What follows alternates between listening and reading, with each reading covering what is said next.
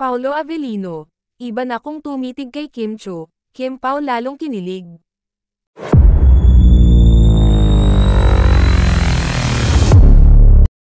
Laman ng mga usap-usapan ngayon sa social media ang mga video at larawan na kuha sa media conference ng Philippines adaptation ng What's Wrong with Secretary Kim, dahil tila may ibang kahulugan na umano ang mga tinginan ngayon ng aktor na si Paolo Avellino kay Kim Cho. Ayon sa ilang mga fans ng dalawa, kapansin-pansin umano ang pagiging alerto ni Paolo Avellino kay Kim Cho, palagi umano nitong nililingon-lingon ang aktres kahit pa nasa harapan sila ng maraming tao.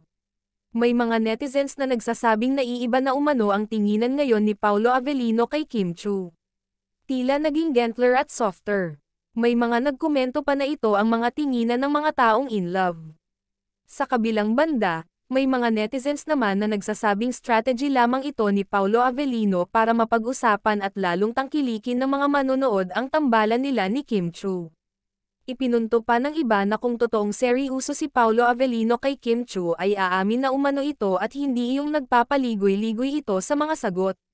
Wala naman na umanong masama kung aamin na ngayon ang dalawa kung sakaling totohanan na ang kanilang love team dahil pareho naman na silang single at nasa tamang edad na rin para magligawan o pumasok sa seryosong relasyon.